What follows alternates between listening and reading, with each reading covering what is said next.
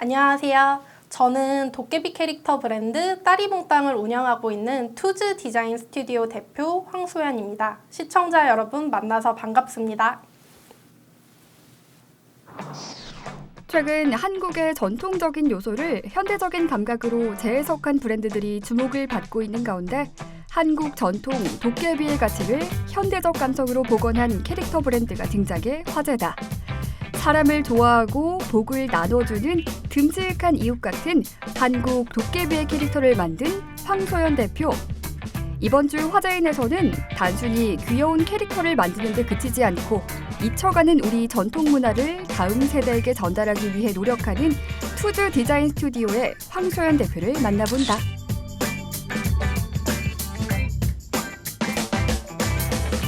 투즈 디자인 스튜디오는 캐릭터 IP를 기반으로 콘텐츠랑 상품들을 기획하고 제작하는 업무를 하고 있고요.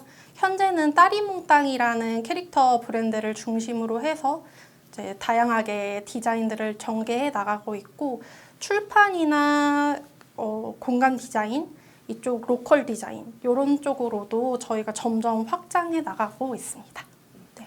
저희가 도깨비 하면 사실 떠오르는 이미지들이 좀 뿔이 있다던가 아니면 원시인 복장을 했다던가 철퇴를 들었다던가 좀 무섭게 하는 이미지, 두렵게 하는 그런 이미지들이 강한데, 그게 사실은 일본의 오니라는 요괴에서 착안이 된 거고 한국의 도깨비는 사실은 그렇지 않다는 걸 알게 됐어요. 한국의 도깨비는 요괴가 아니라 신적인 존재였고 사람들하고 함께 어울리고 싶어 했고, 그런 점들을 보면서 이대로 가면은 한국의 도깨비는 잊혀지는 게 아닐까?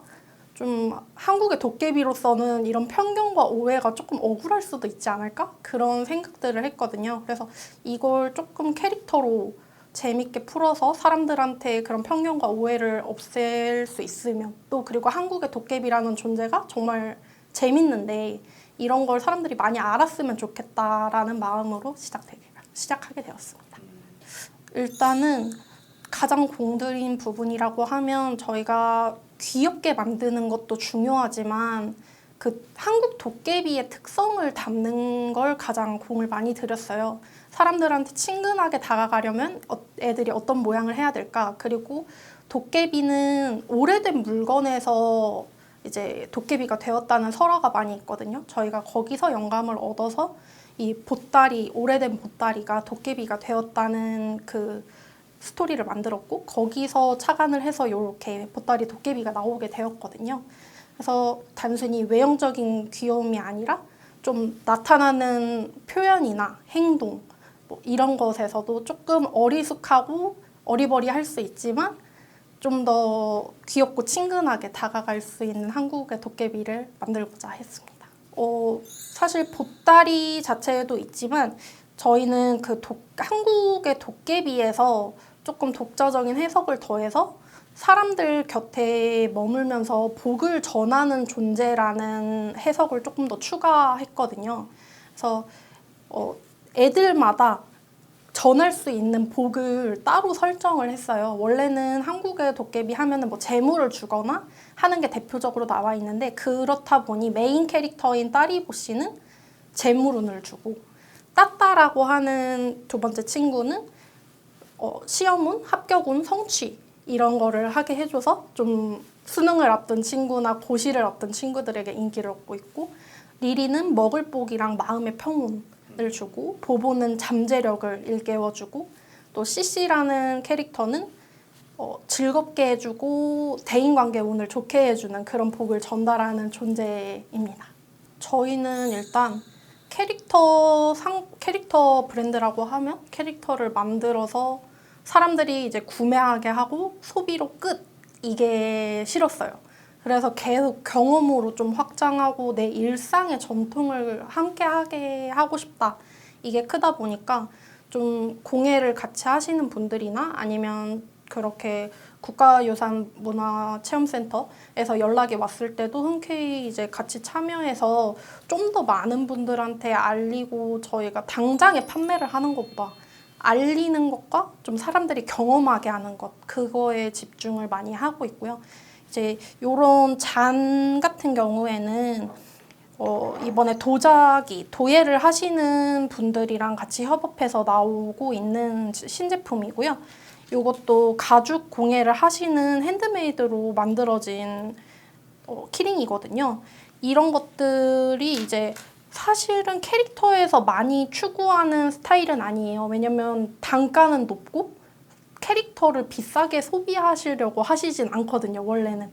하지만 저희는 조금 외국인 분들이나 이런 분들이 오셨을 때 좀 프리미엄적으로 선물할 수 있는 브랜드가 됐으면 좋겠다는 생각도 있고, 또 저희가 여기서 끝나는 게 아니라 이제 소비를 하셨을 때 그 구매 금액의 일정 부분을 또 기부하는 그런 좀 선순환적인 부분도 진행을 하고 있거든요. 아직은 적은 금액이지만 좀 앞으로도 계속 꾸준히 그런 것들을 해서 구매하시는 분들이 그냥 소비로 그치지 않고 자기도 어떤 그런 소비와 이 기부에 동참했다는 그런 좋은 영향력을 끼쳤다는 마음이 들게끔 하고 싶습니다.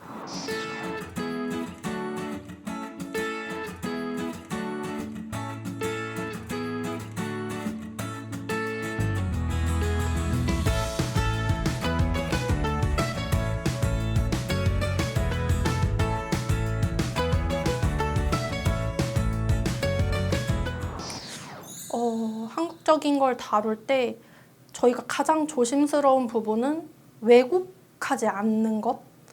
그러니까 재해석하는 것과 왜곡하는 거는 사실 한 끗 차이라고 생각하기는 해요.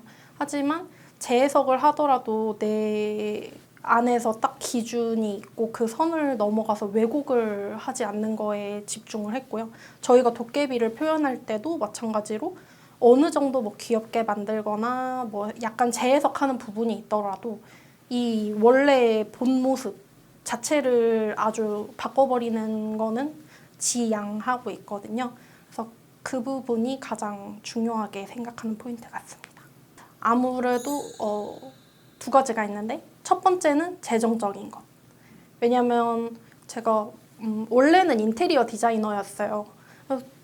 월급이 따박따박 들어오던 인생에서 갑자기 이제 좀 사업을 시작하게 되면서 만들어야 되는 것과 만들고 싶은 것들은 많은데 또 공간도 필요하고 이런 재정적인 거에 대한 압박이 좀 컸고 그거를 이겨내는 것도 참 힘들었던 것 같아요. 그리고 두 번째로는 또 저희가 도깨비 하면 사람들이 갖고 있는 편견이 있다고 했잖아요. 그런 오니 같은 모습을 떠올리시는 거. 그래서 봤을 때 얘가 도깨비예요? 토끼같이 생겼는데? 뭐 이렇게 말씀하시는 것들. 근데 그거는 당연히 저희도 예상은 했지만 생각보다 그거를 설득시키고 이렇게 하는 과정이 쉽지는 않았다. 굉장히 어려웠다. 하지만 사람들이 다행히도 저희 얘기를 들어주시고 난 뒤에는 그거를 굉장히 좋게 받아들여 주셨고 팬이 되어 주셔서 또 좋은 과정이었다고 생각합니다. 우선 도깨비로 해외 진출하는데 경쟁력은 당연히 크다고 생각합니다. 왜냐하면 한국의 도깨비라는 캐릭터 그런 존재 자체가 소비된 적이 거의 없고 오니나 뭐 가파 뭐 일본에는 쿠마몬 막 지역 캐릭터들조차도 글로벌로 막 진출해요.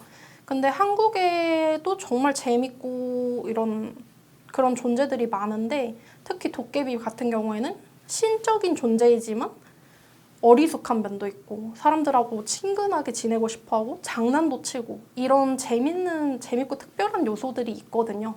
그게 분명히 외국인 분들한테도 재밌고 이렇게 와닿을 수 있을 거라고 생각을 하고요. 그리고 저희가 그 해외 진출을 위해서 상표권 등록이라든지 저작권 등록은 현재까지 계속 진행을 해온 상태이고 앞으로는 단계적으로 좀 대만이랑 대만이나 중국이랑 계약을 해서 애니메이션을 제작을 한다든지 아니면 또 다른 것들 아트 토이를 만든다든지 하는 것들을 점차적으로 단계적으로 해 나가고 싶습니다. 사실 디자인 스튜디오로서는 뭐 출판도 하고 싶고 뭐 공간 디자인도 하고 싶고 이제 뭐 그런 확장성도 있지만 제일 궁극적인 목표는 따리몽땅이 좀 오래 기억되는 것. 오래 기억되는 캐릭터 브랜드로 만드는 게 제 목표입니다. 그래서 짱구나 이런 무민이나 뭐 미피 이런 아이들은 몇십 년이 지나도 지금 계속 사랑받고 있잖아요. 그럴 수 있었던 게 어렸을 때부터 자기가 만났던 캐릭터를 어른이 돼서도 계속 만날 수 있다는 점인 것 같거든요. 그러면 어쨌든 브랜드가 살아있어야 된다.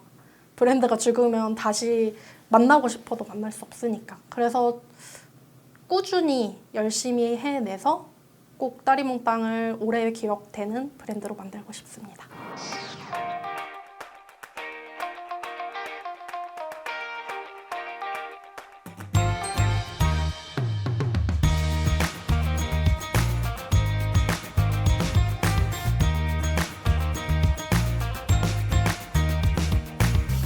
푸드 디자인 스튜디오는 도깨비 캐릭터 브랜드 따리몽땅을 전 세계적으로 알리기 위해서 최선을 다하겠습니다. 시청자 여러분의 많은 성원과 관심 부탁드립니다. 감사합니다.